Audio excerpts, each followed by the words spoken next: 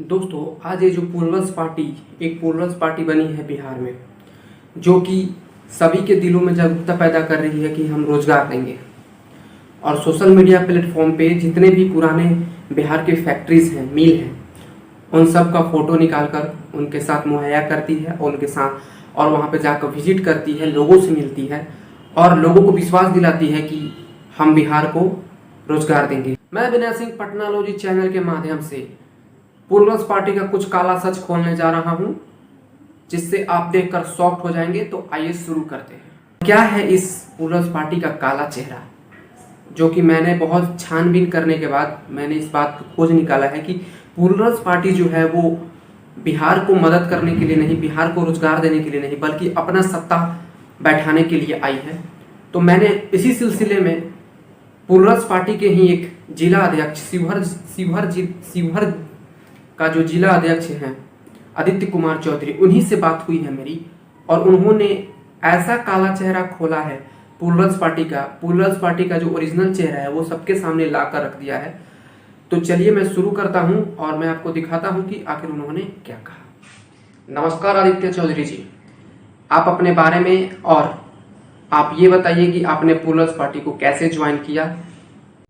जी नमस्कार, मैं आदित्य कुमार चौधरी। आप सभी को, पटनालॉजी टीम को और पटनालॉजी के जो भी दर्शक हैं उनको नमस्कार। मैं 2014 से ही अपने शिवहर जिला में समाज सेवी के तौर पे काम करता हूं और हम पुष्पम प्रिया चौधरी जी का पेज देखते थे, उनका फेसबुक पे पेज विजिट करते थे।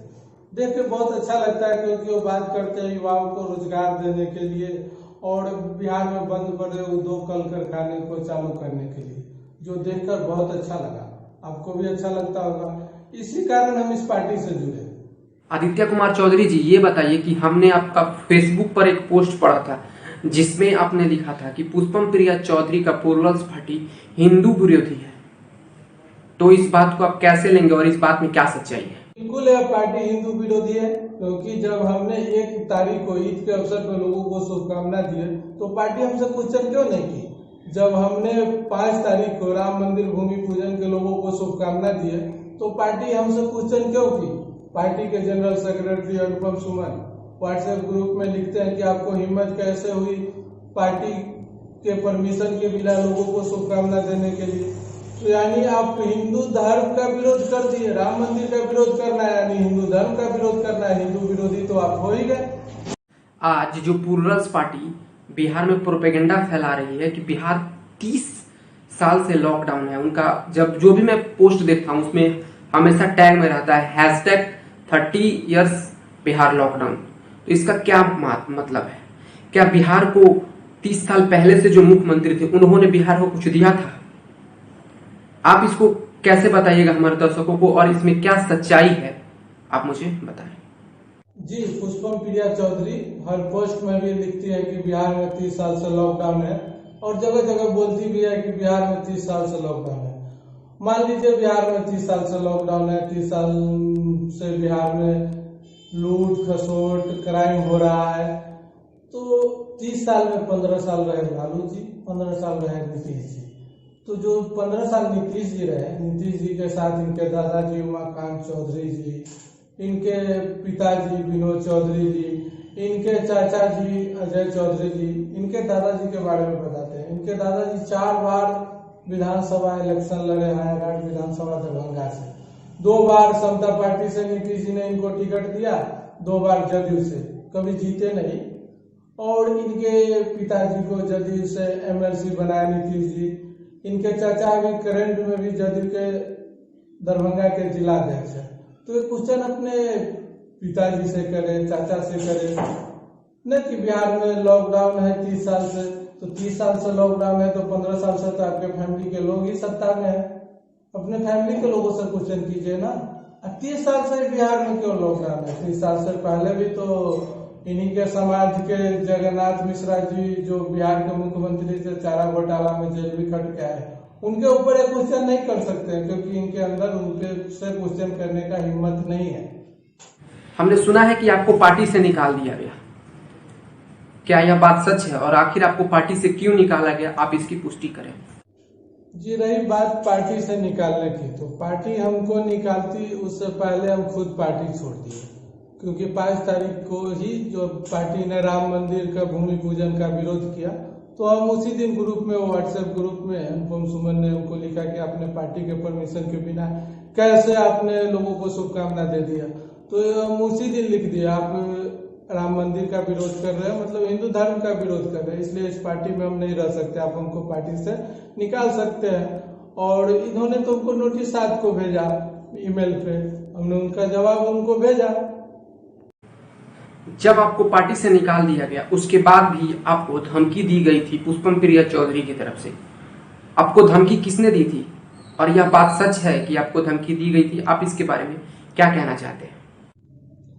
जी, हमको पार्टी के एक सेक्रेटरी ने कॉल करके धमकी दिए, जो अनुपम सुमन को हम लिखे ना, उसके बाद उनके एक सेक्रेटरी ने हमको कॉल करके धमकी दिया कि आप अनुपम सुमन के बारे में नहीं जानते हैं, वो पटना में मुख्यमंत्री के सचिव रहे, नगर निगम के कमिश्नर रहे, उससे पहले शायद टूरिस्ट डिपार्टमेंट में भी रहे, कि आप उनको नहीं जानते हैं, उनसे लगिएगा तो आपको मुकदमा का सामना करना पड़ सकता है, आपका जान भी गंवाना पड़ सकता है। उन्होंने हमको धमकी दी है व्हाट्सएप पे कॉल करके, जिसकी सूचना हमने सिविल कोर्ट को दे चुके हैं, उनके और पुष्पम प्रिया चौधरी जी और अनुपम सुमन जी के ऊपर हम सभा भी डाल चुके हैं और इनकी जानकारी हम सिविल एसपी को भी दे चुके हैं।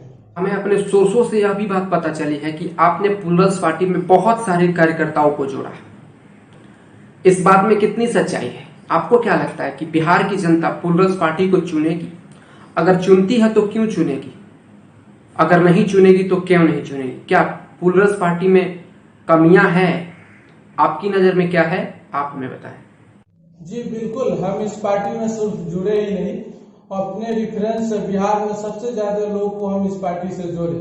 जब इस पार्टी में थे तो हम एम्बेसडर लिस्ट में बिहार टॉपर थे। और जो पार्टी आपका धर्म का विरोध करे, अभी सत्ता में आई भी नहीं और अपना असली चेहरा दिखा दी पार्टी। अगर हमको पहले से पता रहता कि ये पार्टी मजहबी है और जाति विशेष की राजनीति करती है तो हम पार्टी से जुड़ते ही नहीं। हम लोगों से यही अपील करेंगे कि जो पार्टी अभी सत्ता में आई भी नहीं और आपका धर्म का विरोध कर रहा है, वह पार्टी अगर सत्ता में आ जाएगी तो क्या होगा। इसलिए हम बिहार की जनता को इस पार्टी से दूर रहने के लिए आगाह करते हैं।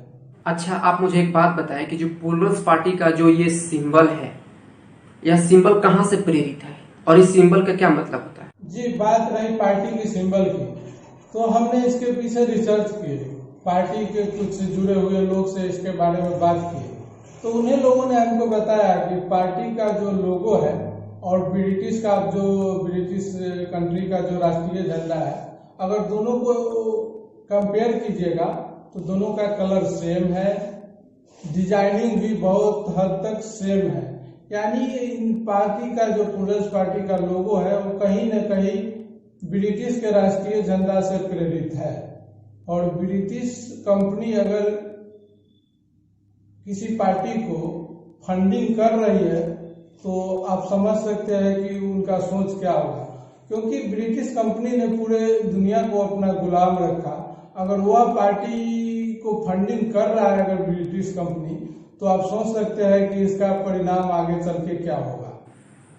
हमने सुना है कि जो प्लूरल्स पार्टी के जनरल सेक्रेटरी हैं अनुपम कुमार सुमन, वो पहले पटना नगर निगम के नगर आयुक्त थे। हमने सुना है कि आपने उन पे आरटीआई मारा है कि उन्होंने बहुत सारा घोटाला किया है। इसके बारे में आप क्या कहना चाहेंगे?